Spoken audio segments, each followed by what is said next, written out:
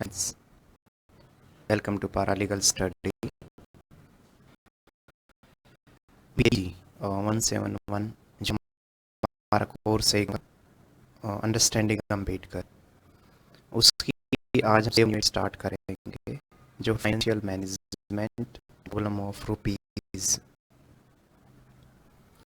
ये बहुत अच्छी यूनिट है, ठीक है, बट इसमें प्रॉब्लम थोड़ी सी है, ये इकोनॉमिकल एंगल से। तो जिन भी स्टूडेंट्स का इकोनॉमी कोई सब्जेक्ट नहीं रहा है 10th मीन्स 12th लेवल पे और ग्रेजुएशन में, तो उनको में भी थोड़ा सा प्रॉब्लम आ सकती है समझने में। बट स्टिल मैं आपसे एक चीज़ कहूँगा, आप इस चैप्टर को थोड़ा बेसिक जो बातें हैं ना जो अम्बेडकर जी ने बोलनी है, मीन्स उन्होंने एक बुक भी लिखी थी जिसका नाम है the problem of Indian rupees. तो आपको एक बेसिक आइडिया ज़रूर लेना चाहिए, ठीक है। मान लो 20 नंबर में क्वेश्चन आता है, तो 20 नंबर में आप इसे टैकल ना करें, ठीक है। आप उसमें जो ऑप्शन है वो दूसरा उसमें ऑप्शन चूज़ करें, मीन्स इस क्वेश्चन को ना छेड़े 20 नंबर में अगर ये आता है तो। लेकिन अगर 5 नंबर में आता है, 10 नंबर में आता है, तो आप इसको इजीली कर सकते हैं, मीन्स इतना कंटेंट आपके पास होना चाहिए, ठीक है। तो हम इसको समझते हैं और बेसिक मैं आपको चीज़ें इसमें बताता हूँ। पहले तो देखो इस यूनिट का ऑब्जेक्टिव क्या है। इस यूनिट का ऑब्जेक्टिव है the contribution of Ambedkar in the field of financial management. Financial management का मतलब है जो फाइनेंस रिलेटेड जो चीज़ें हैं ना, जैसे हमारे यहाँ पे आपको पता है पूरा बैंकिंग सिस्टम काम करता है, ट्रेड कॉमर्स ये सारी चीज़ें काम करती हैं। तो फाइनेंशियल मैनेजमेंट कैसे हो, ठीक है, कैसे हमें करना चाहिए पूरा अपना फाइनेंशियल मैनेजमेंट, एक तो ये, और दूसरा जो इंडियन रुपये के सामने जो प्रॉब्लम है उसको कैसे सोल्व किया जाए। इन दोनों इश्यूज़ पर अम्बेडकर का काफ़ी कंट्रीब्यूशन है, ठीक है। तो वो हम इस यूनिट में देखेंगे। और दूसरा उन्होंने बताया कि जो प्रॉब्लम ऑफ इंडियन रुपी है उसको कैसे सोल्व किया जा सकता है, ये ऑब्जेक्टिव है यूनिट का। अब थोड़ा इंट्रोडक्शन पे चलते हैं। तो आप याद रखें कि जो अम्बेडकर थे फर्स्ट इंडियन थे जिन्होंने डॉक्टरेट डिग्री हासिल की इन इकोनॉमिक्स, ठीक है। तो लंदन स्कूल ऑफ इकोनॉमिक्स और कोलंबिया यूनिवर्सिटी जो यूएसए में है, दोनों जगह ये पढ़े, और ये मॉनेटरी इकोनॉमिस्ट थे। तो मॉनेटरी इकोनॉमिस्ट, थोड़ा आप ये मॉनेटरी वर्ड पे ध्यान रखें। मॉनेटरी का मतलब होता है जैसे फ्लो ऑफ एक्सचेंज, मनी होता है ना, जो मनी, जैसे हम पैसा जो है वो सर्कुलेशन में चलता है, उसी से हमारा लेन देन सारी चीज़ें होती हैं। तो मॉनेटरी से रिलेटेड मीन्स उस संबंध में, उस विषय में इनकी गहरी रुचि थी, तो मॉनेटरी इकोनॉमिस्ट इनको कहा जाता है। या लीडिंग मतलब प्रोमिनेंट, एक बहुत ही सफल मॉनेटरी इकोनॉमिस्ट थे ये। और इन्होंने अपनी जो डिग्री हासिल की वो लंदन स्कूल ऑफ इकोनॉमिक्स और कोलंबिया यूनिवर्सिटी, ये दोनों ही जगह ऐसी हैं जहाँ हर एक स्टूडेंट का सपना होता है पढ़ना, ठीक है। तो आप सोच सकते हैं अम्बेडकर जी वहाँ से पढ़े हुए हैं, ठीक है। और इनको फादर ऑफ इंडियन इकोनॉमिक्स भी बोला जाता है अम्बेडकर जी को, ठीक है। तो ये थोड़ा आप ध्यान रखें। तो 2-3 चीज़ें मैंने बताई कि इकोनॉमी ये कहाँ कहाँ से पढ़े हैं, और फिर दूसरा इनकी बुक ज़रूर आप याद रखें, क्योंकि जब आप कोई आंसर लिखेंगे ना तो आप यही सब लिखें कि he is the father of Indian economist, he was a leading monetary economist, है ना, with degree from Columbia University and London School of Economics. और उनकी जो बुकें हैं इकोनॉमिक्स को लेके वो कौन कौन सी बुकें हैं, तो ये 2-3 चीज़ हैं, आप इसको ध्यान रखें। पहला है administration and finance of east India company, the problem of rupee, ये मैं ऑलरेडी आपको बता चुका हूँ पहले कि उनकी बुक है ये, इंडियन रुपी को लेकर क्या प्रॉब्लम है, तो इट्स ओरिजिन एंड सॉल्यूशन, ठीक है। And evolution of provincial finance in British India, ठीक है। तो ये 3 बुकें हैं, इसमें पहली 2 बुकें आप ज़रूर याद रखें रेफरेंस के रूप में। तो इसमें क्या है, इन दिस बुक अम्बेडकर जो है उन्होंने प्राइस स्टेबिलिटी की बात की है, ठीक है। अब फिर मैं बोल रहा हूँ, ये थोड़ी इकोनॉमिक्स की टर्म है, बट प्लीज़ आपको थोड़ा समझना है अच्छे से, दिमाग सेंटर में लेके। तो देखो उन्होंने प्राइस स्टेबिलिटी की बात की है। अब ये क्या चीज़ है प्राइस स्टेबिलिटी, देखो होता क्या है एक्चुअल में, आगे भी हम देखेंगे, बट अभी के लिए थोड़ा सा बस इतना समझ लो आप। हमारे यहाँ पे क्या था ना, ब्रिटिश से पहले जो मुग़ल टाइम था, तो उस दौरान आपको पता है कुछ एरिया में मुग़ल का कंट्रोल था, कुछ एरिया में प्रिंसली स्टेट्स मीन्स अपने ही राजा रजवाड़े अलग से रूल कर रहे थे। तो प्रॉब्लम वहाँ पे ये थी कि जो प्रिंसली स्टेट थे ना, उनकी अपनी करेंसी थी खुद की, वो कोई भी मेटल हो सकता है, ठीक है, सिल्वर हो सकता है, गोल्ड हो सकता है और अदर मेटल। तो उनकी अपनी करेंसी थी, कॉइन थे उनके। और जो ये मुस्लिम थे, इन्होंने अपने कॉइन चला रखे थे, दैट इज़ सिल्वर में। और इंडियन रूलर जो थे जहाँ जहाँ पे कुछ इलाकों में, ठीक है, तो वो उन्होंने गोल्ड कॉइन चला रखे थे। कहने का मतलब ये है कि प्राइस जो है ना, कॉइन जो थे वो स्टेबल नहीं थे। बहुत सारे जो मेटल के जो कॉइन थे वो सर्कुलेट हो रहे थे, तो एक स्टेबिलिटी नहीं थी। एक स्टेबल होना जरूरी होना है, मतलब एक ही मेटल अगर पूरे इंडिया में सर्कुलेट हो रहा है तो उसको रिजर्व करना भी इजी है, उसको उसके ऊपर पूरी आप कह सकते हैं कि उसको एक्सचेंज में लाना, ठीक है, और उसको कलेक्ट करना, उससे रिलेटेड इन्फॉर्मेशन को जुटाना, ये सारी चीज़ें इजी हो जाती हैं। अभी ले लो एक छोटी चीज़ है, हमारे यहाँ पे अभी जो पेपर करेंसी है, अगर ये पेपर करेंसी एक ना हो के, साउथ इंडिया में अलग ही पेपर चल रहा है, नॉर्थ ईस्ट में अलग ही चल रहा है, वेस्ट में अलग ही चल रहा है, ईस्ट और सेंटर में अलग ही चल रहा है, अलग अलग पेपर करेंसी। तो सोच के देखो, जब आप कहीं बाहर गए, मतलब साउथ इंडिया में गए या आप नॉर्थ ईस्ट साइड गए, तो वहाँ आपको अलग पेपर करेंसी मिल रही है। फिर जब आप यहाँ आएंगे नॉर्थ इंडिया में, तो उस पेपर करेंसी की वैल्यू ही नहीं है। कहने का मतलब प्राइस स्टेबिलिटी का होना बहुत ज़रूरी है। तो अम्बेडकर ने यही कहा कि इंडियन जो रुपी के आगे जो सबसे बड़ी प्रॉब्लम थी वो थी प्राइस स्टेबिलिटी का ना होना, है ना।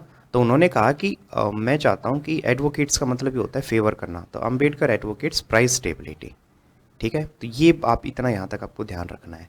दूसरा, उन्होंने क्रिटिसाइज किया, क्रिटिसाइज में विरोध किया केन्स का। तो केन्स की इकोनॉमी, केन्स काफ़ी फेमस इकोनॉमिस्ट रहे हैं, तो केन्स के तर्क से वो सहमत नहीं थे। मीन्स केन्स जो थे ना, उन्होंने कहा था कि गोल्ड एक्सचेंज जो स्टैंडर्ड GES ये होना चाहिए, केन्स इसको सपोर्ट कर रहे थे। लेकिन अंबेडकर सपोर्ट कर रहे थे गोल्ड स्टैंडर्ड को। अब ये गोल्ड एक्सचेंज स्टैंडर्ड और गोल्ड स्टैंडर्ड में अंतर क्या है, ठीक है, तो वो हम देखेंगे। देखो, पहले आप GES में आ जाइए। ये देखो GES क्या है, जिसको केन्स सपोर्ट कर रहे थे, वो था the currency of one country is converted into bill of exchange of another country whose currency is convertible into gold at a stable exchange rate, ठीक है। फिर से बोल रहा हूँ, एक करेंसी है किसी एक कंट्री की, जैसे अपनी इंडियन करेंसी है, उसको कन्वर्ट करना है अगर हमें दूसरी कंट्री में, जैसे डॉलर में, ठीक है, और जैपनीज यान में, इस तरीके से अदर कंट्री के उसमें, तो हम क्या करेंगे, उसको कन्वर्ट करेंगे गोल्ड के थ्रू, है ना, with stable exchange rate. Means एक कुछ फिक्स एक्सचेंज रेट होगी। जैसे मैं कहूँ कि इंडियन करेंसी के जो 100 रुपये हैं, उसके लिए आपको इतना गोल्ड मीन फिक्स है, ये इतना लगेगा ही लगेगा अगर आप डॉलर में उसको कन्वर्ट करते हैं तो, ठीक है। तो ये है। लेकिन GS का मतलब क्या है, the standard unit of currency is a fixed quantity of gold. कहने का मतलब यहाँ पे वो करेंसी जब एक्सचेंज कर रहे हैं ना, तब गोल्ड को वो एक स्टेबल एक्सचेंज रेट्स की हेल्प से वो करेंसी को एक्सचेंज करेंगे, ठीक है, और वो कंट्री टू कंट्री अलग होगा। लेकिन यहाँ पे जो अम्बेडकर कहना चाह रहे हैं, वो कह रहे हैं कि फिक्स होना चाहिए। जो आप किसी भी करेंसी में आप चेंज करें, गोल्ड का जो स्टैंडर्ड है ना, वो फिक्स होना चाहिए, ठीक है। तो ये स्टेबिलिटी, यहाँ मोर स्टेबिलिटी की बात करते हैं, और यहाँ ये है करेंसी टू करेंसी पे वेरी करेगा, ठीक है ना। तो ये एक बात समझ आई। दूसरा, द कंट्री मेंटेन्स इस currency parity with gold without gold reserve. इसमें जो केन्स है उसने ये कहा कि गोल्ड जो रिजर्व है ना, उसकी means gold reserve means gold को आपको रिजर्व करने की ज़रूरत नहीं है, आपको इकट्ठा करने की ज़रूरत नहीं है, ठीक है। और बिना गोल्ड रिजर्व के भी आप गोल्ड करेंसी जो है उसको मेंटेन कर सकते हैं, ठीक है। The government manipulate the coinage to keep it value of the gold, और ये गवर्नमेंट ये सब देखें। लेकिन यहाँ पे GS में इन्होंने, अम्बेडकर ने बोला था कंट्री मेंटेन्स गोल्ड रिजर्व, कि हर एक कंट्री, चाहे वो दुनिया में कोई भी कंट्री है, उन सब को कुछ फिक्स गोल्ड रिजर्व तो मेंटेन करना ही होगा, ठीक है। तो फिर से बोल रहा हूँ, बस इसमें इतना ही ध्यान रखें कि वो प्राइस स्टेबिलिटी की बात करते हैं, और ये GS में मैंने जो 2 पॉइंट बताए, इसमें आपको लगा होगा ये ज़्यादा स्टेबल हैं। क्यों? क्योंकि आप किसी भी करेंसी में अगर आप चेंज कर रहे हैं अपनी करेंसी को, तो फिक्स्ड क्वांटिटी ऑफ गोल्ड में ही वो चेंज होगा, तो ये भी स्टेबिलिटी को शो करता है। और दूसरा है the country maintain gold reserve, कि हर एक कंट्री जो है वो फिक्स गोल्ड रिजर्व अपने यहाँ मेंटेन करे, ठीक है, तो इस ये बस आपको ध्यान रखना है। मीन जरूरी नहीं आप केन्स का लिखो, बस आप इतना लिखो कि अंबेडकर जो थे उन्होंने किस चीज़ को सपोर्ट किया। तो गोल्ड स्टैंडर्ड की उन्होंने बात की, और गोल्ड स्टैंडर्ड में आप ऐसे ही 2 पॉइंट आप लिख दें, ठीक है, सीधा। तो कुछ भी नहीं करना है। ऊपर जो मैंने आपको बोला कि अंबेडकर कहाँ कहाँ से पढ़े, उनकी फेमस बुक इकोनॉमिक्स में जो है प्रॉब्लम ऑफ इंडियन रुपी, ये जो मैंने ऊपर बताया, ठीक है, and the administration and finance of the east India company, ये लिख के फिर डायरेक्ट आप लिखें कि Ambedkar advocate price stability and he favour the gold standard, और गोल्ड स्टैंडर्ड के बाद आप ये 2 पॉइंट लिख दें, ठीक है। फिर अब थोड़ा आगे चलते हैं। आगे उन्होंने बोला the problem of rupee is directly associated with the problem of inflation. Means उन्होंने महंगाई, इन्फ्लेशन होता है महंगाई, महंगाई को रुपी की प्रॉब्लम से जोड़ा है, ठीक है, दोनों को एसोसिएट किया है उन्होंने, ठीक है। उन्होंने कहा है कि जैसे जैसे देखो आगे देखो, ए राइज इन इन्फ्लेशन, जैसे जैसे महंगाई में बढ़ोतरी होगी, reduce real wages of worker, तो जो वर्कर्स हैं उनकी जो सैलरी है वो कम होगी, और उससे लोगों के पास पैसा कम आएगा, और उससे जब पैसा कम आएगा तो होगा क्या कि वो जो परचेजिंग पावर है, मीन्स वो सामान कम खरीदेंगे, तो उससे जो वैल्यू है रुपये की, करेंसी की, वो गिरेगी, क्योंकि वो यूज़ में ही नहीं आ रहा है। फिर से बोल रहा हूँ, ये थोड़ा सा आपको इकोनॉमिकल भाषा है, लेकिन आपको इकोनॉमी की भी समझ होनी चाहिए। विदाउट इकोनॉमी आप कभी भी सर्वाइव नहीं कर पाएंगे आगे। तो इकोनॉमी तो बहुत इंपॉर्टेंट और बहुत इंटरेस्टिंग सब्जेक्ट है, बस उसको थोड़ा समझना है। तो मैं यहाँ पे दोबारा बताता हूँ ये पॉइंट। उन्होंने कहा कि जो प्रॉब्लम है ना इंडियन रुपी की, वो डायरेक्टली एसोसिएटेड है इन्फ्लेशन से। मीन्स जैसे जैसे महंगाई बढ़ती है ना, महंगाई बढ़ेगी तो जो काम करते हैं, जो लेबर हैं, कहीं किसी फैक्ट्री में या कहीं पे काम करते हैं, तो वो जो मालिक है ना, वो एकदम सैलरी इनकी कहेंगे कि भाई महंगाई इतनी ज़्यादा है, मैं इससे ज़्यादा पैसे आपको नहीं दे सकता, तो वो जो सैलरी है ना वो उनकी कम कर देंगे। महंगाई बढ़ रही है, सैलरी उनकी या तो उतनी ही है या उससे कम कर दी मालिक ने, तो होगा क्या, मजदूरों के हाथों में, वर्कर के हाथों में पैसा कम आ रहा है। पैसा कम आ रहा है, महंगाई इतनी ज़्यादा है, तो वो खर्च करने से डर रहे हैं कि भाई क्यों ही खर्च किए। तो इस तरीके से जो रुपए है ना, वो फिर सर्कुलेशन में कम आएगा। तो ये बात ठीक है यहाँ तक। अब आगे चलते हैं फिर। तो उन्होंने बोला कि जो स्टेबिलिटी है, मीन्स जो करेंसी है, जो रुपए हैं, वो अगर हम चाहते हैं कि अच्छे से सर्कुलेट हो कंट्री में, तो वो होगा only through the financial management supports, that is AMP, ठीक है, ऑटोमेटिक मॉनेटरी पॉलिसी। अब इसका मतलब क्या है AMP, तो आपको ये भी आंसर में लिखना है कि उन्होंने कहा कि स्टेबिलिटी जो है वो only can be achieved when financial management support ATP। तो फाइनेंशियल मैनेजमेंट मीन्स इंस्टीट्यूट ले लो, वो आगे हम देखेंगे भी। उन्होंने कहा कि अगर हमें प्रॉब्लम इंडियन रुपये की प्रॉब्लम को सोल्व करना है ना, तो हमें एक प्रॉपर मैनेजमेंट, हमें एक अलग से इंस्टीट्यूशन बनाना होगा, और जो बाद में बना भी RBI जो है हमारा रिजर्व बैंक ऑफ इंडिया, वो यही फाइनेंशियल मैनेजमेंट इंस्टीट्यूट ही है। तो उन्होंने कहा कि फाइनेंशियल मैनेजमेंट जो है उसकी वो सपोर्ट करे ऑटोमेटिक मॉनेटरी पॉलिसी को, ठीक है। ऑटोमेटिक मॉनेटरी पॉलिसी का मतलब क्या होता है वो हम थोड़ा आगे देखेंगे। तो अभी इतना ठीक है, यहाँ तक कुछ कुछ आपको आइडिया हुआ होगा। आगे देखो, ही एम्फेसाइज्ड, उन्होंने जोर दिया that India can not afford gold exchange standard. उन्होंने, मैं आपको ऑलरेडी बता चुका हूँ कि केन्स की तरफ से वो सहमत नहीं थे। उन्होंने कहा कि गोल्ड एक्सचेंज जो स्टैंडर्ड है, ठीक है, जिसमें हम जब एक करेंसी को दूसरी करेंसी में चेंज करते हैं तो गोल्ड में हमें वो पे करना होता है, तो उन्होंने कहा कि गोल्ड एक्सचेंज स्टैंडर्ड हम अफोर्ड नहीं कर सकते, क्योंकि हमारे यहाँ पे महंगाई बहुत ज़्यादा है, महंगाई ज़्यादा है, और रियल वेज हमारे लोगों के पास कम, मतलब उनके पास जो पैसा है वो हाथों में वो कम है, ठीक है। तो गोल्ड जो एक्सचेंज स्टैंडर्ड्स है वो हम मतलब हमारे सपोर्ट में नहीं है, हम सही वो सही रास्ता नहीं है हमारे लिए। More attention should be given to price stability. तो इन्होंने कहा कि प्राइस स्टेबल होना बहुत ज़रूरी है, और प्राइस स्टेबल होने के लिए उन्होंने जो दिया, उन्होंने कहा ये देखो यहाँ पे, the exchange standard required to be managed which can be done either by the government और बाय इंडिपेंडेंट अथॉरिटी। तो उन्होंने कहा जो प्राइस स्टेबल होंगे ना, ठीक है, जो वो या तो सरकार करे या फिर कोई इंडिपेंडेंट अथॉरिटी करे। तो यहाँ पे स्पेशली वो इंडिपेंडेंट अथॉरिटी के ज़्यादा पक्ष में थे।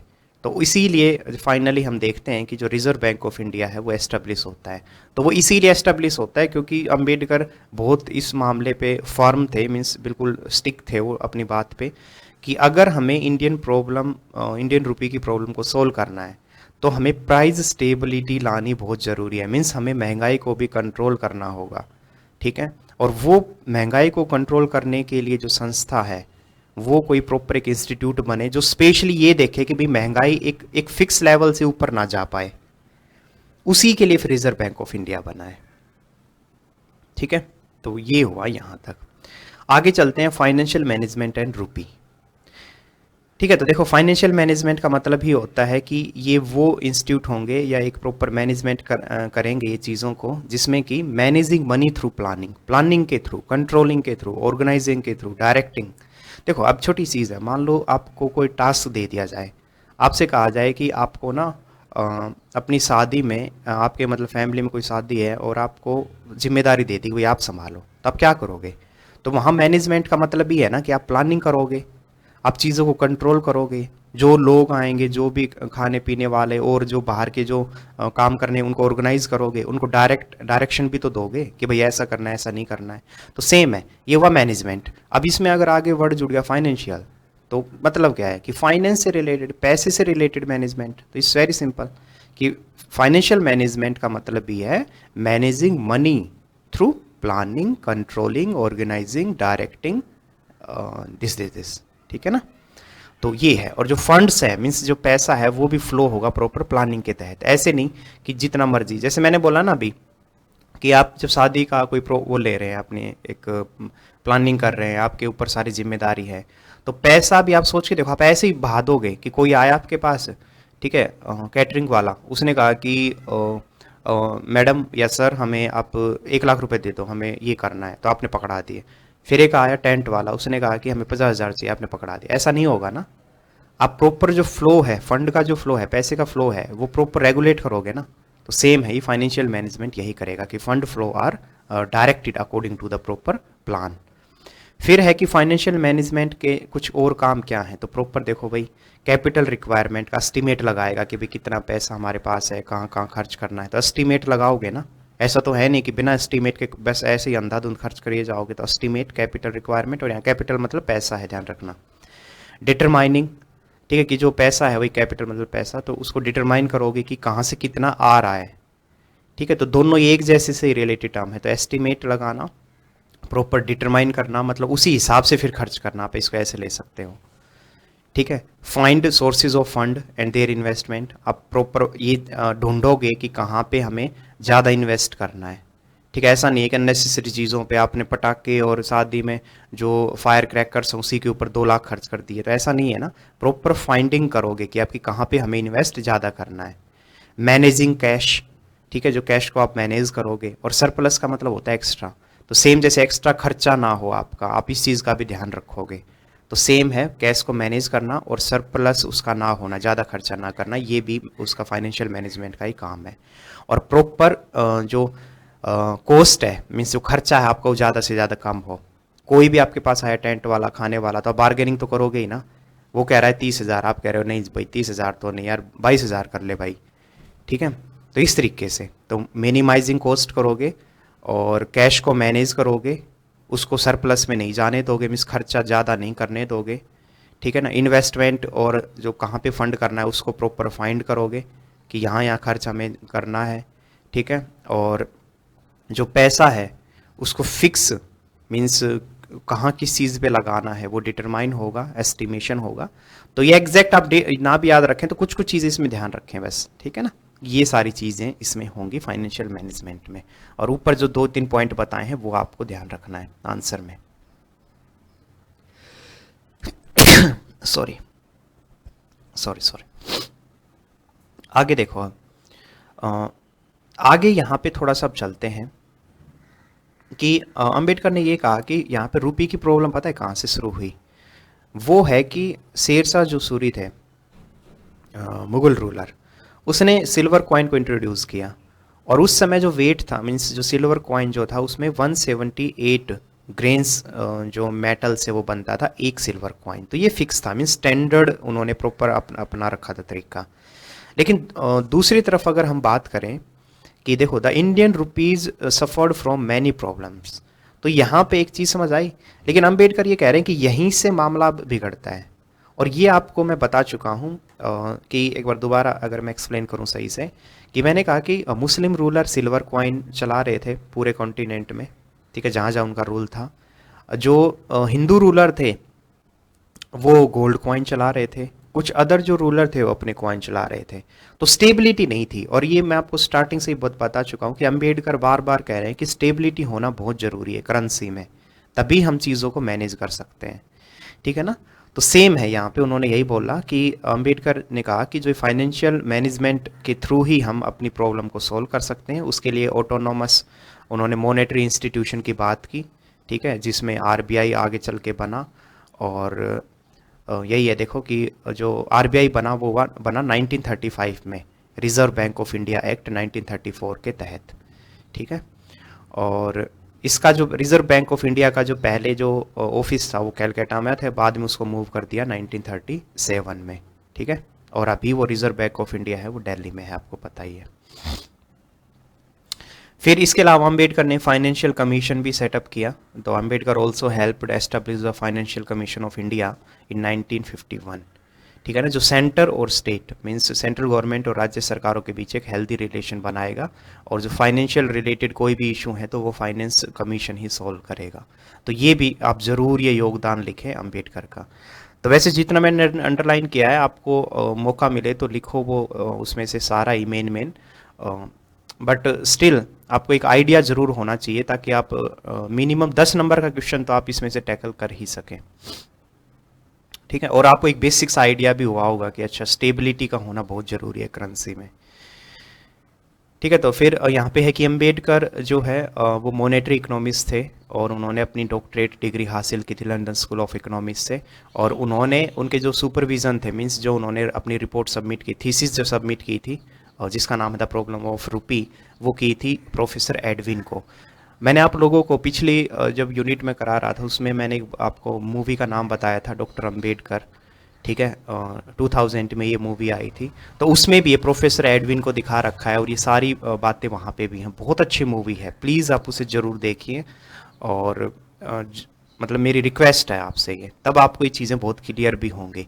तो उसमें इतने अच्छे से तो नहीं बता रखा है ये रुपए की प्रॉब्लम जो हम इस यूनिट में कर रहे हैं, बट एक उसमें है ये प्रॉब्लम, मतलब दिखा रखी है कुछ क्लिप में। ठीक है ना। तो आप प्लीज़ उस मूवी को देखें। तो ये है, आगे चलते हैं हम।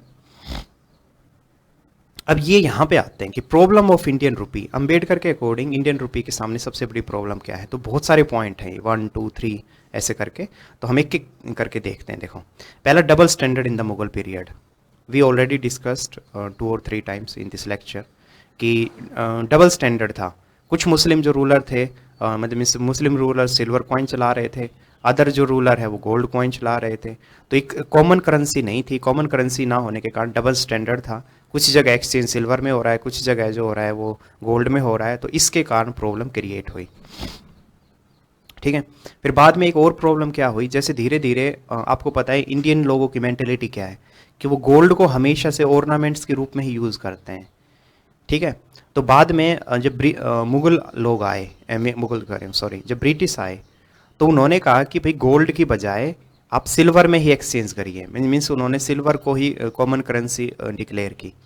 लेकिन लोगों ने क्या किया, लोगों ने गोल्ड जो है ना उसको मतलब ब्रिटिश ने ये कहा था कि आप हमें जो भी गोल्ड है आप हमें दे दीजिए, और हम बदले में आपको जैसे 10 कॉइन या 16 कॉइन इस तरीके से हम आपको देंगे।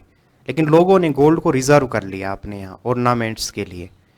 ठीक है। सेम जब सिल्वर की जब लगा कि सिल्वर की डिमांड बढ़ रही है, ठीक है, उसकी वैल्यू बढ़ रही है, तो लोगों ने सिल्वर को भी क्या कर लिया, स्टोर करना स्टार्ट कर दिया। तो यहाँ पे यही लिखा है, देखो कि when the value of gold increase तो the circulation of gold coin get reduce because people would store gold coin at home instead of using them. ठीक है। सेम जब सिल्वर कॉइन की वैल्यू इंक्रीज हुई तो लोगों ने सिल्वर कॉइन को भी अपने घरों में स्टोर कर लिया यूज़ करने के बजाय। तो ये जो डबल स्टैंडर्ड जो है ना हुआ, इसके कारण प्रॉब्लम आई इंडियन रुपी में। दूसरा जो है from double standard to silver coin. अब इसका मतलब क्या है, देखो एक कॉमन करेंसी इंट्रोड्यूस करने की सोची ब्रिटिश ने। कब?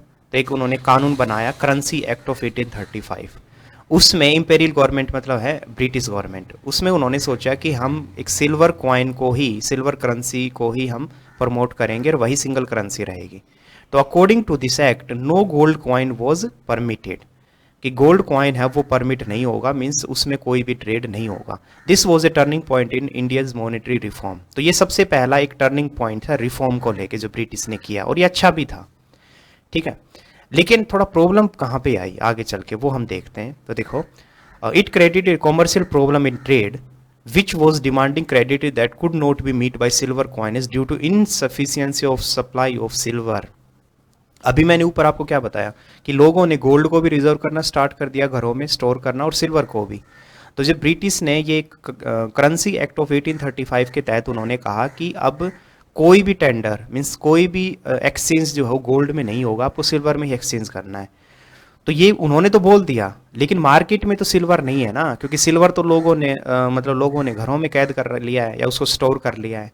तो मेटल की कमी हो गई मार्केट में, ठीक है। मेटल की कमी होगी तो उससे ट्रेड प्रभावित होगा, उससे ट्रेड प्रभावित होगा तो वैल्यू तो गिरेगी ना, मीन्स आपके पास ट्रेड ही नहीं हो रहा है, ठीक है। लोगों के पास आपके बिजनेस नहीं ग्रो कर रहे हैं, आपके पास पैसा नहीं आ रहा है, तो क्या होगा, तो वैल्यू गिरेगी रुपये की। तो यही हुआ है, ठीक है। तो मीन्स ब्रिटिश ने काम तो अच्छा किया था, ये सबसे पहला रिफॉर्म था इंडियन करेंसी को स्टेबल करने के लिए, बट इसकी प्रॉब्लम यही थी कि सिल्वर की जो सप्लाई है वो इनसफिशियंट थी, क्योंकि लोगों ने अपने घरों में स्टोर कर रखा था।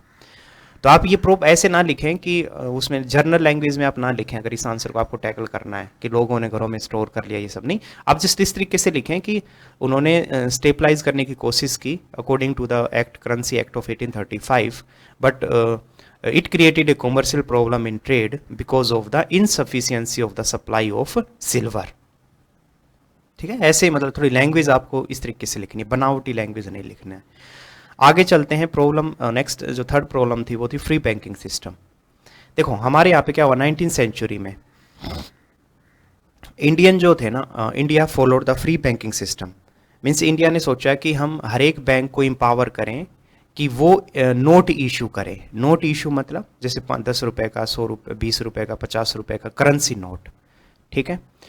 तो हर एक बैंक को ये एक पावर दे दी गई कि आप अपना नोट इशू कर सकते हैं, अलग से नहीं होगा तो सिंगल ही नोट, लेकिन मीन्स एक बैंक अपना SBI अपने नोट इशू करे, ठीक है, PNB अपना करे। तो उससे हुआ क्या, उससे प्रॉब्लम ये हुई कि इवन द लोवेस्ट डिनोमिनेशन जो मतलब 10 रुपए का जो नोट है ना, was too large to replace the metallic currency. Perhaps this was the reason why the paper currency could not have so much share as a silver coin. कहने का मतलब ये हुआ कि सिल्वर कॉइन मतलब अगर हम बात करें जैसे सिल्वर कॉइन में जितना सिल्वर लगता है उसके कंपेयर में अगर हम करेंसी छापते हैं और अब हम कह रहे हैं कि करेंसी जो है वो उस पर्टिकुलर सिल्वर कॉइन के बराबर उसकी वैल्यू होगी, तो ये भी काफ़ी मुश्किल टास्क था। और मुश्किल टास्क इसीलिए था क्योंकि करेंसी जो है ना, पहले मैंने कहा कि पहले कोई स्टेबिलिटी तो नहीं, हमेशा से पहले सिल्वर कॉइन चलता आ रहा है। अब सिल्वर कॉइन जब चलता आ रहा है और बाद में आके अब डायरेक्ट करेंसी की तरफ जाएंगे, ठीक है, तो उससे प्रॉब्लम क्रिएट क्या होगी, उससे प्रॉब्लम क्रिएट ये होगी कि आप किस लेवल, किस स्टैंडर्ड पे बनाएंगे उस करेंसी नोट को। मीन्स 10 रुपए का जो नोट है, 50 रुपए का, 100 रुपए का, ठीक है, वो किस वैल्यू पे बनाएंगे, पहली बात। और आपको बहुत ज़्यादा करेंसी बनानी पड़ेगी क्योंकि मेटल के कंपेयर में अगर मैं आपसे कहूँ कि एक साइड एक छोटा सा कॉइन है गोल्ड का और एक छोटा सा कॉइन है सिल्वर का, और एक साइड में कॉइन है 10 रुपए का या 20 रुपए का या 50 करेंसी है 10 रुपए की, 50 रुपए की नोट या 100 रुपए का नोट, तो आपको क्या लगता है कि दोनों की इक्वल वैल्यू है? तो आप कहेंगे नहीं, बिल्कुल नहीं है, क्योंकि एक कॉइन जो गोल्ड का पूरा कॉइन है, एक सिल्वर का जो पूरा कॉइन है, उसके लिए अगर हमें करेंसी पे करनी पड़े तो हमें बहुत ज़्यादा करेंसी लगेगी। तो सेम है, ये जो करेंसी जब आई ना तो उससे बहुत ज़्यादा करेंसी की जरूरत है सर्कुलेशन में, ठीक है। तो इससे भी कहीं ना कहीं एक लेवल के बाद अगर आप करेंसी को छापते हैं, नोट को छापते हैं, तो याद रखना वो भी बहुत बड़ी प्रॉब्लम क्रिएट कर देता है, ठीक है ना। तो ये है एक चीज़। नेक्स्ट है लैक ऑफ यूनिवर्सल इनकैशेबिलिटी, कि हमने जितना भी अभी देखा कि इंडियन करेंसी जो स्टेबल ही नहीं थी, तो हमारा जो पूरी दुनिया से जो ट्रेड होना चाहिए था वो नहीं हो पा रहा था उस लेवल पे। और एक और चीज़, जब हम ट्रेड कर ही नहीं पा रहे हैं, भाई हम डॉलर अमेरिका से ट्रेड करते हैं अगर अच्छे से, तो वहाँ से डॉलर आएगा, हम रुपए दे रहे हैं, तभी तो करेंसी का एक्सचेंज होगा। लेकिन हमारा तो एक्सचेंज हो ही नहीं रहा है, ठीक है, क्योंकि हम तो अपने में उलझे हुए हैं। तो इसीलिए जो यूनिवर्सल, कहने का मतलब जो अलग जो करेंसी थी वो हमारे पास बिल्कुल भी नहीं थी, उसकी कमी थी। और याद रखना जो दूसरी जैसे डॉलर हुआ और अदर करेंसीज भी होना बहुत ज़रूरी होता है देश के पास, क्योंकि हम जब दूसरी कंट्रियों से ट्रेड करते हैं ना तो उसी करेंसी में हमें करना होता है। अगर हमारे पास डॉलर बिल्कुल भी नहीं है और हम अमेरिका से ट्रेड करने जाएंगे तो हम हमेशा प्रॉब्लम फेस करेंगे, ठीक है ना। तो लैक ऑफ यूनिवर्सल इनकैसेबिलिटी थी इंडिया के पास, इसलिए भी हमारे यहाँ पे बहुत ज़्यादा प्रॉब्लम आई। नेक्स्ट है इरेगुलर सप्लाई ऑफ मनी, ठीक है, कि देखो दो चीज़ें होती है, डिमांड एंड सप्लाई। मीन्स अगर इंडिया में, जैसे मैं अभी यह कहूँ आपको कि इंडिया में बहुत ज़्यादा डिमांड है, किस चीज़ की डिमांड है कि यहाँ पे एजुकेशन ले लो, ठीक है, रोड, इंफ्रास्ट्रक्चर, हॉस्पिटल, हर चीज़ की यहाँ पे डिमांड है, क्योंकि पॉपुलेशन बहुत ज़्यादा है, डिमांड है। लेकिन उतनी सप्लाई भी तो होनी चाहिए। या चलो आप इसको ना समझो तो आप ऐसे समझ लो, आपके घर में, आपकी फैमिली में अभी बहुत ज़्यादा डिमांड है कि आपके पास लैपटॉप हो, आपका कहीं अच्छी जगह एडमिशन हो, आपको बेसिक सुविधाएं मिलें, आपको सारी ये चीज़ें मिलें, डिमांड बहुत है। लेकिन क्या वो सप्लाई उतनी ही है? मीन्स क्या वो चीज़ें आपको मिल पाएंगी, या उतना इनकम या उतना सोर्स है आपके पास? तो कहने मतलब डिमांड और सप्लाई का दोनों का इक्वल होना बहुत ज़रूरी है, ठीक है। तो अगर ऐसा होगा कि कभी सप्लाई कम आ रही है, पानी का ले लो, मैं तो एक और एग्जांपल देता हूँ। आपके घर में डिमांड है कि आपको करीबन 1 टंकी पानी चाहिए, मीन्स 200 लीटर मान लो पानी चाहिए, और सप्लाई कितनी है? सप्लाई है कि 5 लीटर पानी आता है डेली। अब सोच के देखो, आपके सारे काम रुक जाएंगे, कौन नहाए, कौन कपड़े धोए, क्या करें। In the same way demand and supply का होना बहुत ज़रूरी है। लेकिन उस समय क्या हो रहा था इंडिया में, बहुत डिमांड एंड सप्लाई जो है वो इम्बैलेंस थी, तो इसके कारण भी इंडियन करेंसी में क्या है, प्रॉब्लम आई। तो ये आपको ध्यान रखना है, 5th पॉइंट। नेक्स्ट है नो चेक सिस्टम। उस समय जो क्रेडिट था means was given in the cash, cheque वगैरह का सिस्टम हमारे यहाँ नहीं था, क्योंकि हमारी जो करेंसी थी, पेपर करेंसी, वो इतनी स्ट्रॉन्ग ही नहीं थी। तो हर चीज़ वो हम कहने का मतलब कैश में ही देना प्रीफर करते थे, चेक में नहीं। तो उससे भी एक नो चेक सिस्टम के कारण भी इंडियन रुपये में प्रॉब्लम थी। इसके अलावा जो बैंक ऑपरेशन और ट्रेजरी, ट्रेजरी का मतलब होता है खजाना, बैंकों को ना याद रखना एक फिक्स पैसा अपने पास रखना होता है, उससे ज़्यादा वो नीचे नहीं जा सकते। आप इसका ऐसे समझ लो, जैसे मान लो मैं कहूँ कि आपके अकाउंट है, आपके अकाउंट में वैसे तो हम बिल्कुल अड़ा देते हैं कई बार अपने अकाउंट को, 5 रुपये 10 रुपये भी हमारे अकाउंट में होते हैं, लेकिन फिर भी अगर आप मानो तो आप कहेंगे कि हाँ मिनिमम 5,000 रुपये तो हमारे अकाउंट में होने ही चाहिए, ठीक है, क्या पता कब इमरजेंसी पड़ जाए। इन द सेम वे बैंकों को भी ऑपरेशन करने के लिए कुछ फिक्स ट्रेजरी, कुछ अमाउंट उनको चाहिए ही चाहिए। अगर वो मिसबैलेंस होता है तो फिर प्रॉब्लम आएगी, ठीक है ना। तो उससे बैंक करप्ट हो सकता है, मीन्स बैंक जो है वो तो उसका दिवालिया हो सकता है, वो बैंक बंद हो सकता है। तो यही था कि ट्रेजरी और बैंक ऑपरेशन के बीच कनेक्शन नहीं था, ये भी एक प्रॉब्लम थी। इसके अलावा जो इन इलास्टिक क्रेडिट मीडिया, मैंने बताया कि पेपर करेंसी जो है वो लिमिटेड थी, क्योंकि आप एक लिमिट से ज़्यादा पेपर छाप नहीं सकते थे, क्योंकि वो भी बहुत ज़्यादा फिर महंगाई को जन्म देता है, ठीक है ना। आप याद रखना, जैसे कई बार हम आपके दिमाग में अगर आता हो कि आरबीआई पेपर छापता है, मतलब जो ये नोट छापता है, तो वो तो कितना ही छाप दे बेथा, लेकिन ऐसा नहीं होता है। अगर बेथा नोट वो छाप देगा ना, तो फिर उससे क्या होगा, आज जो आप सामान लेने जा रहे हैं, मान लो 25-26 रुपए का दूध, तो वो हो सकता है कि वो 26,000 रुपए का भी दूध हो जाए, क्योंकि करेंसी से नहीं होता, आपको चीज़ों को रेगुलेट करना पड़ता है। डिमांड और सप्लाई सेम साइड पे होनी चाहिए, इक्वल होनी चाहिए। तो सेम है, वहाँ पे पेपर करेंसी जो था वो लिमिट में थे, चेक सिस्टम हमारे यहाँ था नहीं, तो इसके कारण भी क्रेडिट मीन्स जो हमें एक्सचेंज करना चाहिए था ट्रेड में, तो वो हम नहीं कर पा रहे थे, तो इन इलास्टिक क्रेडिट मीडिया। इसके अलावा लो प्रॉफिट मार्जिन, बिजनेसमैन जो थे उनको मतलब बहुत फ़ायदा कम हो रहा था, बिजनेस जो है वो रिस्क की तरफ बढ़ रहे थे, ठीक है, इन सब प्रॉब्लम के कारण। इसके अलावा हम बाहर जो देश हैं, मीन्स जैसे India paid a higher amount of gold to England, means England ने भी बहुत ज़्यादा गोल्ड हमारे यहाँ से वो लेके गए, ठीक है। तो गोल्ड रिजर्व भी हम अपने पास नहीं कर पाए, मीन्स इंडियन बैंकिंग के लिए मैं बोल रहा हूँ कि बैंकों के पास गोल्ड रिजर्व नहीं था, हमारे पास फॉरेन एक्सचेंज करेंसीज नहीं थी रिजर्व में, ठीक है ना। तो ये सब इन सब के कारण भी हमारे यहाँ पे बहुत सारी प्रॉब्लम आई।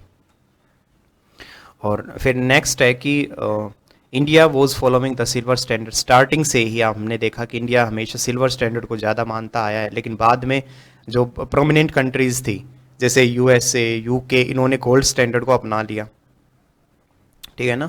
तो उससे भी हमें प्रॉब्लम आई, क्योंकि गोल्ड तो हमारे पास है ही नहीं, और गोल्ड वैसे भी मैंने आपको बताया कि इंडियन पीपल्स ने तो घरों में कैद कर रखा था, ठीक है ना। तो ये है बस, यहाँ पे थोड़ा सा अगर आपको लिखना कभी आ जाए 5 नंबर में कि पेपर करेंसी और जो गोल्ड स्टैंडर्ड रिजर्व, उसमें अंतर क्या होता है, तो याद रखना पेपर करेंसी रिजर्व का मतलब होता है कि इसमें आप जो भी बैंक रिजर्व करेंगे, अपने पास जो पैसा रखेंगे वो सारा पेपर में होगा, रुपये में होगा। और गोल्ड स्टैंडर्ड रिजर्व का मतलब होता है कुछ आप गोल्ड रख लेंगे, कुछ आप रुपये रख लेंगे, ठीक है। और इसका जो पेपर करेंसी का अधिकार है वो सिर्फ गवर्नमेंट ऑफ इंडिया के पास है। और रिजर्व जो गोल्ड स्टैंडर्ड रिजर्व है वो is the position of the secretary of the state located in London, वो लंदन रिजर्व बैंक के पास अधिकार है गोल्ड स्टैंडर्ड का। The government of India was empowered to sell, reserve council to sell when there was, जब उसको gold चाहिए तो वो रिजर्व काउंसिल मीन्स जो लंदन में है, तो उसको वो बेचेगा, ठीक है, तभी वो वहाँ से गोल्ड लेगा। लेकिन यहाँ पे अगर बात करें the secretary of state was empowered, तो लंदन जो का रिजर्व काउंसिल का जो सेक्रेटरी है वही पर्याप्त है, वो जब चाहे इन चीज़ों को एक्सचेंज करा सकता है, ठीक है ना। तो ये कुछ बेसिक सी चीज़ें हमने देखी, और ये है हमारा पूरा, ठीक है ना। तो ये जो लेटेस्ट सम अप है ना, ये बहुत इंपॉर्टेंट है, इसमें प्लीज़ आप इन चीज़ों को ध्यान रखें। देखो कि अम्बेडकर जो थे उन्होंने प्रॉब्लम ऑफ रूपी को देखा, और उन्होंने कहा कि ये प्रॉब्लम ऑफ रूपी के कारण हमारे जो बिजनेस एंड ट्रेड वो सारे प्रभावित हुए। और क्यों उन्होंने कहा कि प्रॉब्लम ऑफ रुपीज़ किस कारण से आई, तो उन्होंने ये सब देख, चेक सिस्टम हमारे यहाँ पे अच्छा नहीं था, ठीक है। इंडियन जो पेपर नोट्स थे वो इन इलास्टिक थे, इसका मतलब कि उनकी जो वैल्यू थी वो बहुत कम थी, ठीक है। क्योंकि गोल्ड और सिल्वर के अगर कंपेयर में हम बात करें तो हमें बहुत सारे पेपर छापने की ज़रूरत थी, और जो कि हम छाप नहीं सकते थे, ठीक है। और सर्कुलेशन कम था, तो ये सारी चीज़ें हैं जो कि हमने ऊपर डिस्कस करी। तो ये है हमारी पूरी यूनिट, ठीक है। तो आपको सारा नहीं रटना है, मैं फिर बोल रहा हूँ, आप 2 से 3 बार लेक्चर को सुने और एक ओवरऑल आइडिया ले लें कि अच्छा अगर 10 नंबर में आता है तो हमारे पास इतना कंटेंट हो, मीन्स 2 से 2.5 पेज आपको यहाँ से पूरा मिल जाएगा, ठीक है ना। वैसे तो बहुत सारे इसमें नोट्स हैं, लेकिन आप अपना 2 से 2.5 पेज ही आप कंटेंट निकालें जो मैंने बताया है, और उतना आप ज़रूर उसको लिखें, ठीक है। So thank you so much, हमेशा खूब सारी मेहनत करें, बड़े सपने देखें, और लड़कियों की रिस्पेक्ट ज़रूर करें। Thank you.